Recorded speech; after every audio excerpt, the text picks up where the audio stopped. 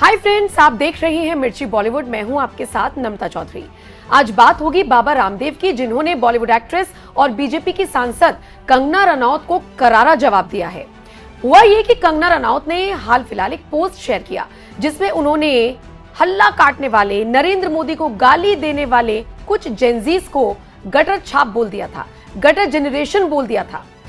कंगना रनौत का यह कहना था कि हम भी इस जनरेशन से निकले हैं, हमारे से भी कुछ गलतियां हुई हैं। इसका मतलब ये थोड़ी कि आप इतनी गंदी गंदी गालियां देने लग जाओगे। आप विरोध कर सकते हो, लेकिन आप इतनी अभद्र भाषा का अगर इस्तेमाल करोगे तो इसे कैसे जस्टिफाई किया जा सकता है।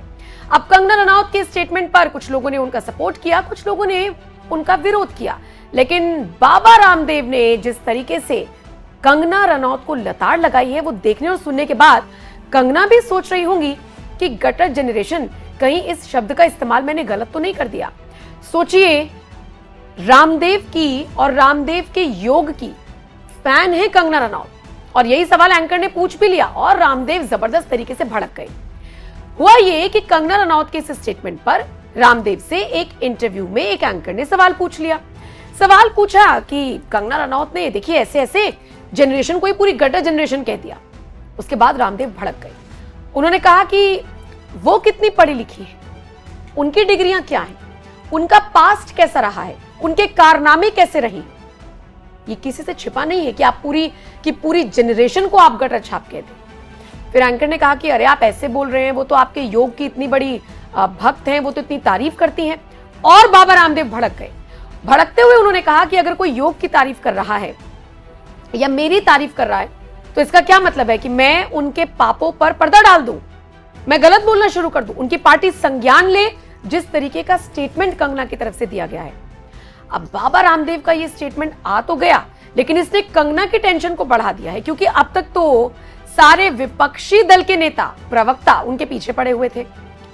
अपना कोई पार्टी का नेता उनका सपोर्ट नहीं कर रहा था, और रही सही कसर पूरी कर दी बाबा रामदेव ने, जिन्होंने उन्हीं की डिग्री पर, उन्हीं की पढ़ाई पर, उन्हीं के कारनामों पर, उन्हीं के पास्ट पर सवाल खड़े कर दिए। अब कंगना इसका काउंटर शायद सोच रही होंगी, ये देखने वाली बात होगी।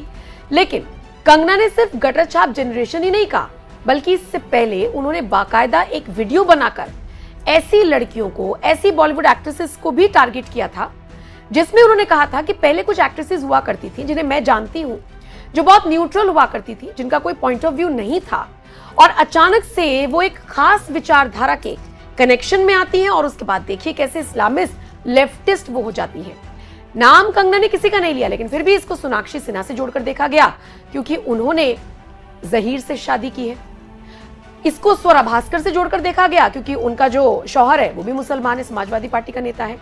इसे राखी सावंत से जोड़कर देखा गया, क्योंकि उन्होंने भी मुसलमान से निकाह पढ़ लिया था, और उसके बाद आजकल वो यही सब कहती हुई नजर आती हैं कि मेरा खुदा मुझे देख रहा है, या वो नमाज का जिक्र करती हुई नजर आती हैं। और राखी सावंत भी कंगना के पीछे पड़ी हुई है, ये सब जानते हैं। तो कंगना ने एक तीर से कई सारे निशाने साधे थे।